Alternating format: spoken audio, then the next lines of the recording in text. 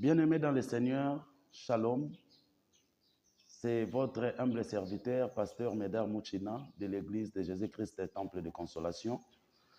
Nous sommes venus aujourd'hui justement pour terminer notre sujet que nous avons commencé depuis la fois passée. Nous sommes en train de parler d'un sujet très important qui intéresse un bon nombre de peuples de Dieu. Et je sais que là où vous êtes, ce que nous vous demandons, c'est de prendre juste votre Bible avec un bout de papier et un stylo sur lesquels vous allez noter tous les versets et tous les détails que nous allons donner. Je pense que nous parlons de baptême. On avait dit l'autre fois dans le livre de Matthieu, chapitre 3, verset 11, que Jean disait « Je suis venu pour vous baptiser de baptême d'eau. Mais celui qui vient après moi, celui-là est plus puissant que moi. Et moi, je ne suis pas digne de porter ses souliers. Celui-là vous baptisera du Saint-Esprit et de feu. » Donc, cela montre à suffisance que nous avons trois types de baptêmes déjà. Comme nous pouvons lire dans les livres de Luc, chapitre 12. Luc, chapitre 12, verset 49 à 50. 12, verset 49 à 50. Oui. 49. Oui. Je suis venu, jeter un feu sur la terre. Oui. Et que je à désirer, s'il est déjà allumé. Oui. Il est un baptême dont je dois être baptisé. C'est pour dire que Jésus-Christ, le Fils de Dieu, que Jean nous avait déjà averti qu'il viendra nous baptiser du Saint-Esprit et de feu, Jésus-Christ lui-même a dit qu'il est venu jeter un feu sur la terre. Et que j'ai désiré si ce feu est déjà allumé. Il dit, il était un baptême dont moi-même, Jésus, je dois être baptisé. Et donc, il y a un baptême de feu qui constitue aussi un sujet. Parce qu'il nous dit que non, Jésus va nous baptiser du baptême de feu et du baptême de Saint-Esprit. Et donc, ce sujet-là, nous allons développer plus tard. Mais pour prouver qu'il avait baptisé aussi ses disciples du Saint-Esprit, nous sommes dans le livre des Actes. Actes chapitre 1er. Si nous regardons dans Actes chapitre 1er, 5e verset, on peut rapidement lire. Actes des Apôtres chapitre 1er, Oui. verset 5. Verset 5, oui. 5. Car Jean a baptisé d'eau. On dit que Jean a baptisé d'eau, oui. Mais vous, dans peu de jours, vous serez baptisés du Saint-Esprit. Vous serez baptisés du Saint-Esprit. Ça veut dire qu'il y a le baptême d'eau, il y a le baptême de feu et il y a le baptême de Saint-Esprit. Bien-aimé dans le Seigneur, pose-toi la question de savoir quel est le type de baptême que tu as reçu. Tu as reçu le baptême de feu? As-tu reçu le baptême de Saint-Esprit? Ou tu t'es limité seulement à recevoir les baptêmes d'eau. Mais aujourd'hui, comme on avait dit l'autre fois, que nous allons nous focaliser d'abord sur les baptêmes d'eau. Mais si nous lisons dans le livre d'Ézéchiel, parce qu'il était question évidemment de savoir quelle est l'eau qui fait l'objet du baptême. Cette eau qui purifie l'homme. Parce qu'on nous avait montré l'objectif du baptême d'eau, c'est pour purifier l'homme de ses péchés. Quelle est cette eau-là qui a la capacité de purifier l'homme? On avait montré l'autre fois qu'il ne s'agit pas de nos eaux physiques. Parce que nos eaux, que ce soit l'eau des rivières, que ce soit l'eau des piscines, que ce soit l'eau du fleuve, toutes ces eaux-là n'ont pas cette capacité d'enlever les péchés. Parce que l'autre fois, on avait dit que non. Dans le livre de Jérémie, chapitre 13, chapitre 2, verset 22, on nous avait dit que non. Même si l'homme s'est lavé avec les produits chimiques, les nitres, ses péchés vont demeurer. Et donc, même si les péchés, les produits chimiques ne peuvent pas enlever les péchés de l'homme, qu'en est-il de l'eau qui est déjà douce, de par sa nature? Donc, l'eau physique ne peut pas arriver à effacer les péchés de l'homme.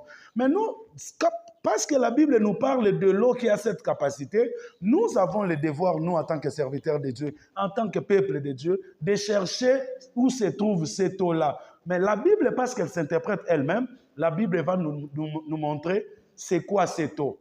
Lisons le livre d'Ézéchiel, chapitre 36. Ézéchiel, chapitre 36. Nous sommes dans le 24e verset à 26. Ézéchiel, chapitre 36, 24 à 26. À 26. Oui. Je vous retirerai d'entre les nations. On dit que je veux vous retirer d'entre les nations, oui. Je vous rassemblerai de tous tous les pays. Moi, Dieu, je veux vous rassembler de tous les pays. Nakozwa bino na bamboka nyonso, nako rassembler bino esika moko, oui. Et je vous ramènerai dans votre pays. On dit que moi, je veux maintenant vous ramener, vous, mes enfants, je veux vous ramener dans votre pays, oui. Je répandrai sur vous une eau pure.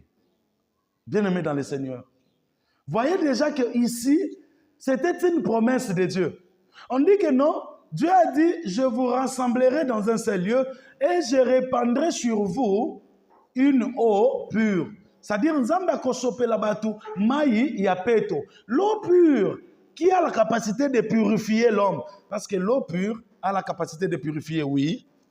Je répandrai sur vous une eau pure. Une eau pure. Et vous serez purifiés. Et vous serez purifiés, oui. Je vous purifierai de toutes vos souillures. Grâce à cette eau que je vais répandre, grâce à cette eau que je vais donner sur vous, ça va permettre à ce que le peuple de Dieu, les hommes de Dieu, soient purifiés de leurs péchés.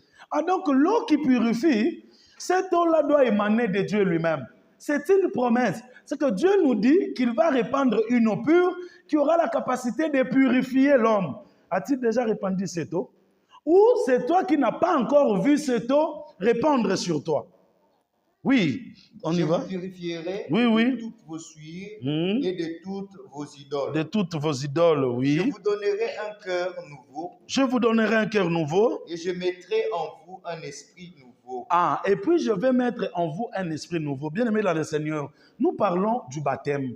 Donc, dans le baptême, on nous dit qu'il y a une eau qui peut effacer les péchés de l'homme. Mais nous avons remarqué que toutes nos eaux n'ont pas cette capacité. Il y a deux conséquences. Soit Dieu nous a menti, que l'eau peut purifier alors que ça ne purifie pas au péché. Soit Dieu a dit la vérité, mais plutôt c'est l'homme qui ne sait pas comprendre de quoi il s'agit. Quelle est l'eau qui purifie? Quelle est l'eau qui efface les péchés? Quelle est l'eau qui rend saint un homme? Alors, on nous a déjà montré qu'il y a une promesse de Dieu, où Dieu est en train de promettre à son peuple qu'il va répandre une eau pure. Quelle est cette eau-là? Est-ce que cette eau-là, on l'a déjà répandue sur vous? Si vous n'avez pas encore vu ça, aujourd'hui vous avez au moins la chance de noter tous les versets. Comme ça, vous allez chercher à trouver cette eau qui peut purifier, qui peut vous purifier de vos péchés. Nous sommes dans le livre de Jérémie, chapitre 17, verset 13. Jérémie, chapitre 17, verset 13. Jérémie, chapitre 17, verset 13. Oui. 13. Oui. Toi qui es l'espérance d'Israël. On dit que Dieu, c'est toi qui es l'espérance d'Israël. Et lui qui a abana Israël les ayon Zambé, oui. Ô Éternel. Ô Éternel. Tous ceux qui t'abandonnent seront confondus. On dit que o nyonso yaka ko abandonner on Zambé à cause de la confondu. Oui. Ceux qui se détournent de moi. Mutu nyonso se détourna kana Zambé seront inscrits sur la terre. Bakozala bakokoma mana mabele. Oui. Car ils abandonnent la source d'eau vive. Ah. C'est que c'est Dieu lui-même qui est une source d'eau vive. Donc, lorsqu'il est en train de nous promettre qu'il va répandre une eau, qui va nous purifier de nos péchés, il dit que moi-même, Dieu, je suis cette eau-là, la source d'eau vive, l'eau qui purifie l'homme de ses péchés, l'eau qui efface les péchés de l'homme. Bien-aimé dans le Seigneur, est-ce que avez-vous déjà trouvé cette eau-là? Oui, lisez. Oui. Reprenez. Toi qui es l'espérance d'Israël, ô Éternel, tous ceux qui t'abandonnent seront confondus.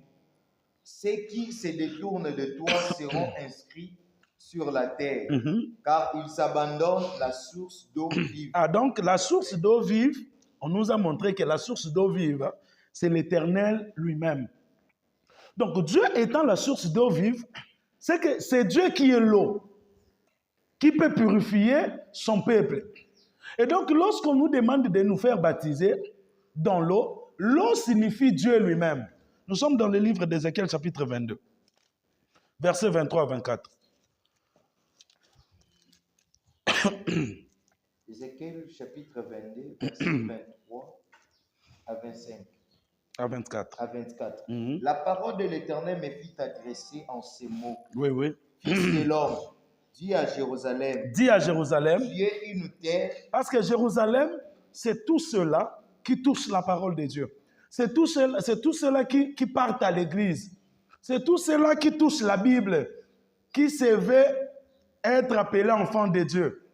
Ce sont les peuples de Jérusalem. Maintenant, on nous dit quoi? Oui. Fils de l'homme. Fils de l'homme. Qui à Jérusalem. Va dire à Jérusalem. Tu es une terre. Jérusalem, toi, tu es une terre. Qui n'est pas purifiée. Donc, Jérusalem, c'est une terre qui n'est pas purifiée. Oui. Qui n'est pas arrosée de pluie. Oui. Au jour de la colère. Donc, il y a la pluie, il y a l'eau que Dieu doit descendre dans le monde. Il y a l'eau de la pluie que Dieu va pleuvoir dans le monde pour purifier Israël qui est une terre qui est une terre non purifiée. Une terre avec péché.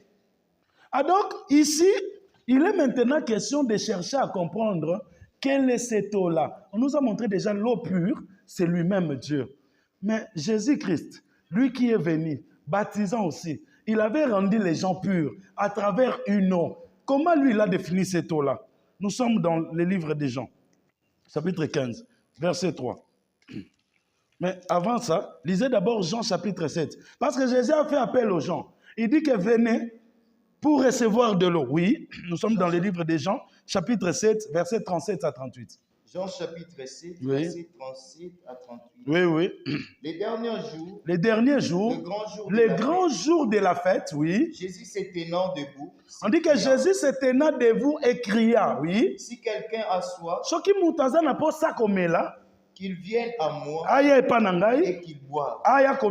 Oui. Celui qui croit en moi, de fleuves d'eau vive couleront de son sein. Ah, donc celui qui vient à Jésus, de fleuves d'eau vive couleront à son sein. Nani esandimela Yesu amona bibale katikati na tolo na ye. On parle de l'eau. Yesu pa ye alobeli biso makamba mai. Alobi pe que non, oyo nyonso kondimela ye, des fleuves d'eau vont couler en son sein. Katikati na yo. Nani kati na ye amona ke ba mai ezo couler. Donc comment on a que non? C'est-à-dire qu'il y a une eau que Dieu nous a promis et cette eau la rend pure. Mais yo tam baloba ki batem, yo luka ki mai wana te, okendaki na mai ya bichakuchaku, okendaki na mai ya piscine, okendaki na mai ya fleuve. Yo kanisi tango ke na mai physique, ndo sali volonté nzambe. Yango depuis kota na mai wana, tes péchés sont toujours là. Mais lelo, dès que tu comprendre péché wana, o rendra ki ba serviteur, o rendra ki ba apôtre pur. Jean chapitre 15 verset 3. Jean chapitre 15 verset 3. Oui, oui.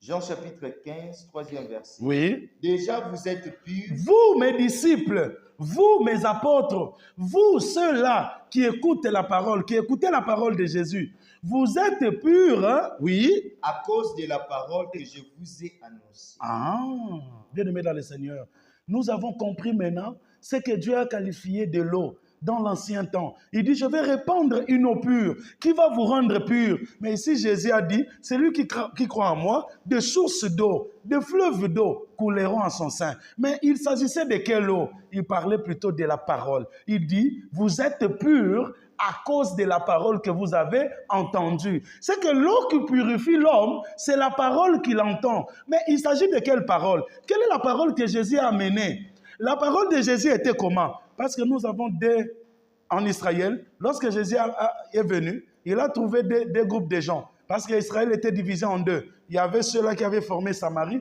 les 10 tribus, et 2 tribus qui avaient formé Jérusalem. Mais dans les 10 tribus et les 2 tribus, eux tous adoraient Dieu de manière charnelle. Ils adoraient Dieu charnellement. Pourquoi? Ils prétendaient avoir le monopole de salut.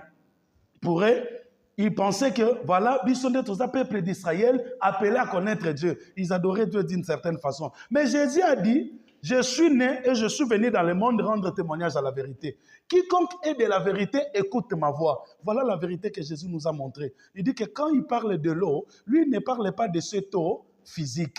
Parce que Jésus, devant la femme samaritaine, il demandait à la femme samaritaine de l'eau. Mais la femme samaritaine lui refusa de l'eau, disant, vous et nous, on ne s'entend pas.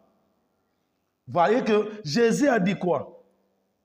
Jésus a dit, à la femme samaritaine, voilà, si tu savais celui qui te demande de l'eau, tu lui aurais demandé plutôt de l'eau. Et il t'aurait donné de l'eau qui allait commencer à couler tous les jours de ta vie.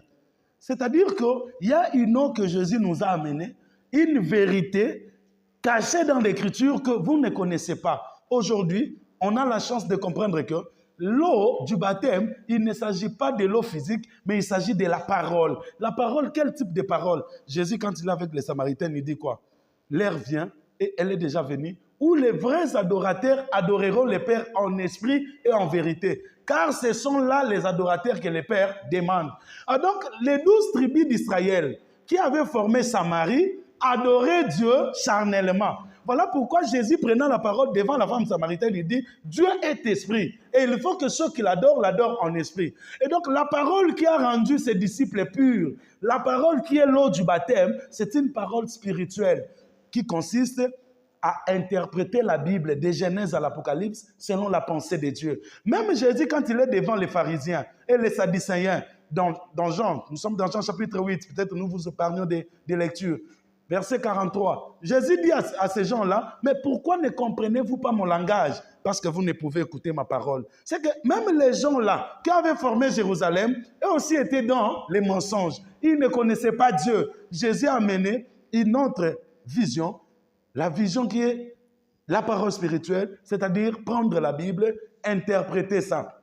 Par exemple, comme nous avons les sujets de baptême, on a parlé du baptême, toi qui prenais les gens, qui les amenais dans l'eau physique, tu es dans l'église charnelle, tu es dans l'adoration charnelle, et donc tu n'es pas dans la vérité de Dieu. Maintenant, toi qui as compris aujourd'hui que l'eau du baptême, c'est plutôt la parole spirituelle, donc qui consiste à interpréter la Bible de Genèse à Apocalypse.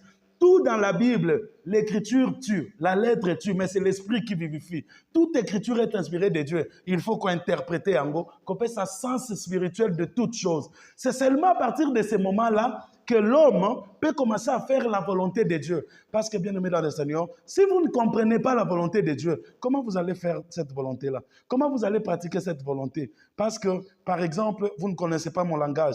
Vous ne savez pas que moi, quand je vous dis, allez vous faire laver, j'ai plutôt besoin que vous alliez dans la maison et entrer dans la chambre. C'est un langage codé. Alors, si pour toi, aller se faire laver, c'est courir dans des fleuves, voyez que vous êtes à côté et vous n'allez pas comprendre et vous n'allez pas faire du coup la volonté de Dieu. Et donc, bien aimés dans le Seigneur, nous sommes Église de Jésus-Christ, Temple de Consolation, antenne de Kitambo. Nous sommes sur l'avenue qui est écrit justement au bas de votre télévision. Nous sommes dans l'ancêtre de l'école laïque à Kitambo, laïque IAC, référence c'est ça, Winza Kitambo. Nous avons nos programmes comme toujours. Chaque samedi, c'est le jour des enseignements bibliques où nous ouvrons la Bible pour donner l'explication de chaque chose partant de Genèse à Apocalypse. Et chaque dimanche, nous avons culte dominical où nous commençons à partir de 9h juste jusqu'à 12h juste. Mais samedi, c'est de 14h30 à 17h30. Que mon Dieu vous bénisse.